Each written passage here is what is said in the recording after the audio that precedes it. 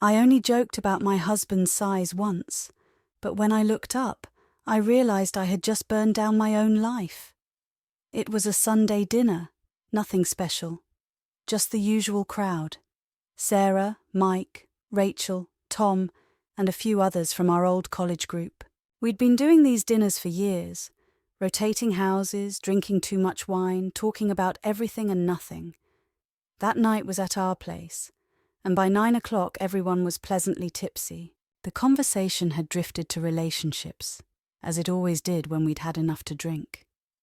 Sarah was complaining about Mike leaving dishes in the sink, and I jumped in saying that at least Mike remembered to rinse them first. Mike laughed and said he wasn't that bad, was he? Sarah rolled her eyes and said he was worse. That last week he'd left a pan soaking for 3 days until it started growing something green. Tom chimed in about his wife never remembering to lock the front door. He said he'd come home twice last month to find it wide open, and one time their neighbour's cat had made itself at home on their couch. His wife Jenny protested that she'd only forgotten twice, maybe 3 times. Tom said it was more like 5 times, but who was counting? Everyone laughed. Rachel started telling us about how her husband Dave had tried to fix their garbage disposal himself, and had somehow made it worse. She said the kitchen had flooded, and Dave had stood there with a wrench looking completely defeated. Dave shook his head and said he'd saved them $200 in repair costs, thank you very much. Rachel said the cleanup had cost them $300 in damaged flooring. That's when the conversation turned to my marriage. Sarah asked how Nick and I were doing, and I said we were fine, though I'd had to have another talk with him about the iron. I explained that he kept leaving it on after using it, and I told him if he forgot one more time, I was going to buy myself something that wasn't just warmer, but more effective too.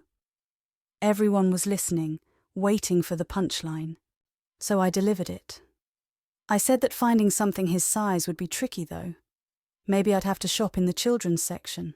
I expected the usual laughter, the knowing looks, maybe Sarah making a comment about men and their egos. But instead the room went dead quiet. I looked around the table, confused by their faces. Mike was staring at his wine glass. Rachel looked like she'd been slapped. Tom was clearing his throat uncomfortably. That's when I noticed Nick's chair was empty. He'd put down his napkin and walked out without a word. I looked at Sarah and asked where he'd gone. She said quietly that he'd just left. I asked if anyone knew why, saying it was just a joke, but nobody answered. Nobody even looked at me. The silence stretched on forever. Finally, I laughed nervously and asked what was wrong with everyone, telling them it was obviously a joke. Sarah said maybe some jokes weren't funny. I asked her what she meant by that. She said that maybe making fun of my husband's body in front of all our friends wasn't the kind of humour she found amusing. I felt my face getting hot. I told Sarah that she was being ridiculous, that Nick and I joked about each other all the time. Rachel spoke up then, saying that she'd never heard Nick make jokes about me. I said that was because he wasn't as funny as I was, which got another uncomfortable silence. Mike suggested maybe we should call it a night.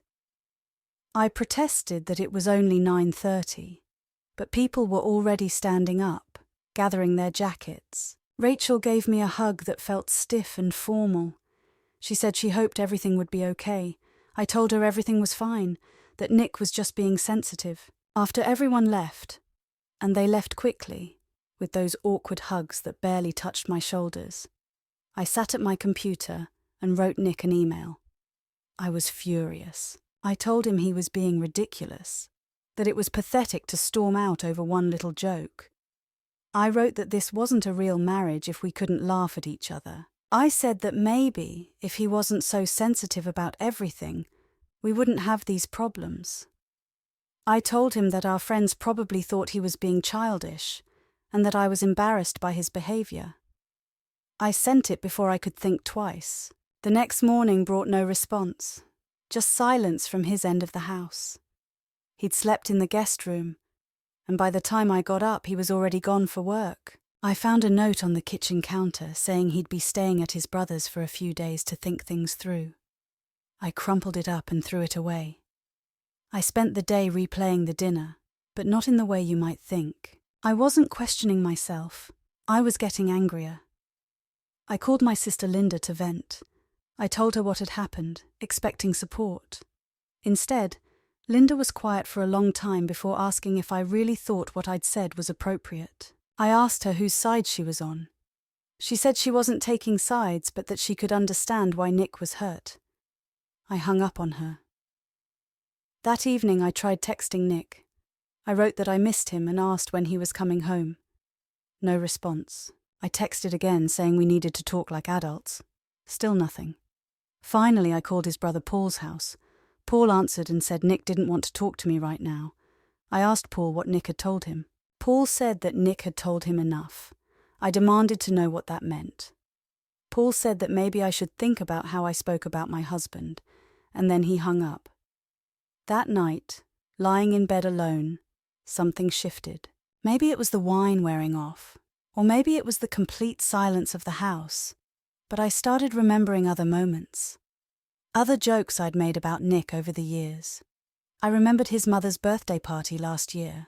We'd been sitting around their dining room table, and Nick's dad had been telling a story about trying to install a new light fixture in their garden. I jumped in with my own story about how Nick had nearly drowned himself in his parents' decorative fountain trying to change a similar light bulb. I'd said that intelligence wasn't exactly his strong suit, but at least he was enthusiastic about helping. Everyone had laughed, including Nick's parents. His mother had said that all men were hopeless with home repairs. His father had agreed, chuckling about his own mishaps. But now I could picture Nick's face more clearly. The way he'd smiled along, but how the smile hadn't reached his eyes. How he'd been quiet for the rest of the evening. How he'd barely spoken to me on the drive home. Then I remembered what I'd told Rachel a few months ago during one of our coffee dates. She'd been complaining about her husband's lack of romance, how Dave never surprised her anymore. I'd chimed in about how being with Nick was like being with a brother. Everything was familiar, but absolutely nothing was exciting anymore. I'd said that the spark had died years ago, that I sometimes wondered what it would be like to be with someone who actually made my heart race. Rachel had looked uncomfortable and had changed the subject quickly. She'd asked if Nick knew I felt that way. I'd laughed and said that Nick was oblivious to most things, so probably not. Rachel had said that maybe I should talk to him about it instead of talking to her. I'd said there was no point, that Nick wouldn't understand anyway. And there was that time at my office Christmas party when I'd been talking to my co-workers about holiday stress. My colleague Janet had been complaining about her husband's inability to help with the holiday preparations. I'd topped her story by telling everyone about how Nick still couldn't fold towels properly after 15 years of marriage. I'd joked that if he ever died, it would probably be from embarrassment when everyone discovered he'd been living like a college freshman his whole adult life. Everyone had laughed, but I'd noticed how they'd looked at each other when they thought I wasn't watching. My boss had changed the subject pretty quickly after that. For a moment, lying there in the dark, I wondered if maybe I had been too harsh, but I pushed the thought away quickly. These were just jokes. Everyone makes jokes about their spouses. That's what marriage is, finding humor in each other's flaws. If Nick couldn't handle a little teasing, that was his problem, not mine. The next day I called Rachel, needing someone to tell me I was right.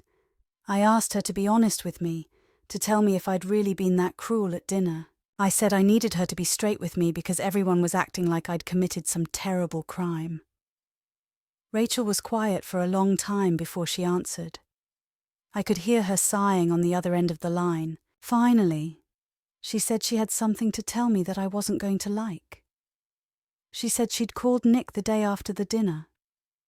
I asked her why she'd done that. She said she'd felt like she needed to apologize to him. I asked her what she meant. Rachel said she'd told Nick that she was sorry for all the times she'd listened to me complain about him without saying anything. She said she'd told him about our coffee conversations, about the things I'd said about our marriage, about how I'd described him to other people. She said she'd done it because I'd been putting him down for so long and someone needed to stand up for him. I exploded. I told her she'd betrayed me, that she was supposed to be my friend. How could she go behind my back like that? I said I'd trusted her with private thoughts, and she'd weaponized them against me. I asked her if she had any idea what she'd done to my marriage. Rachel's voice was calm when she replied. She said she'd been protecting me for years, covering for me, making excuses for my comments. She said that whenever people asked her about my marriage, she'd change the subject or defend me, but she couldn't do it anymore. She said she was tired of watching me tear down a good man just because I could. I asked her what she meant by that. Rachel said that Nick was kind, that he was loyal, that he'd never said a single negative word about me in all the years she'd known us. She said that when she'd called him, he hadn't even been angry. He'd been heartbroken. She said he'd told her that he'd known for years that I didn't respect him, but hearing it confirmed had been devastating. I told Rachel that she didn't understand our dynamic, that Nick and I had our own way of communicating. She said that what I called communication looked a lot like emotional abuse from the outside. I said that was ridiculous, that I'd never abused anyone. Rachel said that words could be just as damaging as physical violence, and that I'd been using mine as weapons for years. The call ended with me hanging up on her. Over the next few days, I tried reaching out to other friends from our group. I called Sarah and asked if she wanted to grab lunch. Sarah said she was busy. I asked when she'd be free. She said she'd have to check her schedule and get back to me. She never did. I texted Mike asking if he wanted to meet for drinks after work. He responded hours later saying he had plans. I asked what kind of plans. He said family stuff. I pointed out that he'd never had family stuff on weeknights before. He didn't respond. I called Tom and asked if he knew what was going on with everyone. Tom was uncomfortable on the phone. He said that people were just processing what had happened at dinner. I asked him what there was to process. He said that maybe I should talk to Nick instead of calling everyone else. I said Nick wasn't talking to me. Tom said maybe there was a reason for that.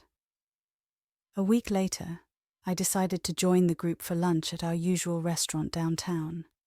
I hadn't been invited, but I figured they'd just forgotten to call me. These things happened, and I wasn't going to let one awkward dinner destroy friendships I'd had for over a decade. But when I walked in and saw them all sitting around our regular table, I realized it wasn't an accident. They'd planned this lunch without me. The hostess led me over to their table, and I could see the surprise on their faces when they saw me approaching. I sat down in the empty chair and acted like nothing was wrong. I said it was good to see everyone and asked how their week had been. The responses were polite but distant. Sarah said her week had been fine. Mike nodded and said same here. Rachel was looking at her menu like it was the most fascinating thing she'd ever seen. That's when I noticed Nick wasn't alone. There was a woman sitting next to him, someone I recognized as a teacher from the local elementary school. She was pretty in a quiet way, with kind eyes and a soft voice. When she spoke to Nick, asking if he'd decided what to order, he actually smiled. Really smiled. The kind of smile I hadn't seen from him in years. I asked Nick who his friend was. He introduced her as Emma, saying she taught 3rd grade at Jefferson Elementary. Emma smiled and said she'd heard so much about everyone. I asked Nick how they'd met. Emma answered instead, saying they'd met at a coffee shop near the school where she worked. She said Nick had been reading a book she'd recommended to her students, and they'd started talking about children's literature. I made some comment about Nick never reading children's books when we were together. Emma looked confused and said that Nick seemed to read quite a bit. She said they'd had several conversations about books over the past few weeks. Nick said quietly that he'd always enjoyed reading, he just hadn't had much opportunity to discuss books at home. The conversation felt stilted and awkward. I tried to slip back into the old dynamic, making a light comment about the weather and how everyone seemed to be taking global warming personally these days. A few people smiled politely, but no one laughed. The energy was completely different from our usual lunches. I decided to try a different approach. I asked Emma what she thought of Nick's cooking, saying that he'd probably made her his famous spaghetti by now. Emma said that actually, Nick was an excellent cook, and that he'd made her a beautiful dinner the previous weekend. She described the meal in detail: herb-crusted salmon with roasted vegetables and homemade bread. I was stunned. I told Emma that Nick had never cooked like that for me. Emma looked uncomfortable and said maybe he'd learned some new recipes recently. Nick said quietly that he'd always enjoyed cooking, but he'd stopped making elaborate meals because I'd usually had something to say about his technique or his choice of ingredients. I felt my face getting hot. I asked Nick what he meant by that. He said that I'd often criticized his cooking, pointing out what he'd done wrong or suggesting how he could have done it better. I said I'd only been trying to help him improve. Nick said it hadn't felt like help. The table went quiet again. Sarah suggested maybe we should order, and everyone buried themselves in their menus. When the waitress came over, Emma ordered a salad and said she wasn't very hungry. Nick ordered the same thing. I ordered a full meal: appetizer, entree, dessert, partly out of defiance and partly because I was stress eating. During the meal, I tried to make conversation several more times. I asked Tom about his new job, but his answers were brief, and he didn't elaborate the way he usually did. I asked Rachel about her kids, but she gave me basic updates without the funny stories she usually shared. Mike barely spoke at all. Finally, I made a joke about the restaurant's new menu, saying that they'd obviously hired a chef who thought parsley was a main course. It was the kind of harmless comment that usually got at least a chuckle from someone. But the table went silent again. Sarah set down her fork and looked at me directly. She said that maybe some things were better left unsaid. I asked her what she meant. Sarah said that not every thought needed to be voiced, especially if it was going to make someone feel bad. I asked who I was making feel bad. Sarah glanced around the table and said that mean comments had a way of making everyone uncomfortable. I stood up then, my chair scraping loudly against the floor. I told them all to enjoy their lunch and their new dynamic. I said it was clear I wasn't welcome anymore, and I wasn't going to sit there and be lectured about my sense of humor. Nick called my name softly as I walked away, but I didn't turn around. In the parking lot, I sat in my car and cried, but I wasn't crying from sadness. I was crying from rage. How had I become the villain in this story? How had Nick managed to turn all our friends against me? How was I the bad guy when all I'd ever done was speak the truth? 2 weeks later, the divorce papers arrived in the mail. I stared at them for a long time, not quite believing what I was seeing. We'd been separated for less than a month, and he was already filing for divorce. The papers cited irreconcilable differences, which felt like a cop-out. Our differences weren't irreconcilable. They just required Nick to grow a thicker skin. I called Nick immediately, but he didn't answer. His voicemail message was different now, shorter, more formal. I left a message asking him to call me back, saying we needed to discuss this like adults. He didn't call back, so I wrote him another email, longer this time. I told him he was being dramatic, that every marriage had rough patches, and that divorce was an extreme overreaction to one bad night. I said that if he couldn't handle a little honesty in a marriage, maybe he wasn't mature enough to be married at all. I told him that I'd only ever spoken the truth about things, and if he found the truth insulting, that was his problem to solve. I also wrote that I thought his new girlfriend was probably just being nice to him because she didn't know him well enough yet. I said that once the novelty wore off, she'd start to see the same flaws I'd been pointing out for years. I told him that running away to someone new wasn't going to change who he was fundamentally. His response came back within an hour. It was just 2 lines. "I'm not a victim, Ellie. I got tired of being your punchline." For the first time in weeks, I didn't write back immediately. Something about those words hit differently than everything else he'd said or written. I kept reading them over and over, trying to understand what he meant. I'd never thought of him as my punchline. I'd thought of him as my husband, my partner, my... What? What had I thought of him as? I started going through old photos on my phone, looking at pictures of us over the years. In the early photos, we looked happy. Nick's smiles were genuine. His arm around me was confident. But as I scrolled through the years, I could see something changing. His smiles became more forced. His posture became more defensive. In the most recent photos, he looked like he was bracing himself for something. A few days later, my mother came to visit. She'd heard about the separation through the family grapevine and wanted to check on me. I made tea, and we sat in the kitchen like we had when I was a child. I expected sympathy, or at least understanding. I told her about the dinner, about Nick's overreaction, about how all our friends had turned against me. My mother listened quietly, sipping her tea and nodding occasionally. When I finished, she was quiet for a long time. Finally, she set down her cup and said something that cut deeper than anything Nick or Rachel had said. She said it hurt her to say it, but that even my father hadn't been able to handle me sometimes. I asked her what she meant by that. She said that I'd always had a sharp tongue, even as a child, and that I'd never learned when to keep my observations to myself. I protested that I was just honest, that I said what other people were thinking, but were too polite to voice. My mother said that wasn't honesty. It was cruelty disguised as truth-telling. She said that honest people found ways to be truthful without being hurtful, but that I'd never learned that skill. I asked her why she was taking everyone else's side. She said she wasn't taking sides, but that she'd watched me do this my whole life. She said I didn't listen to people, didn't hear them when they tried to tell me I'd hurt them. She said I dismissed their feelings and made them feel small, and that eventually everyone got tired of being treated that way. I stood up so fast my chair fell over. I was shaking with anger as I told her to get out. I said if that's what she really thought of me, she could leave right now and never come back.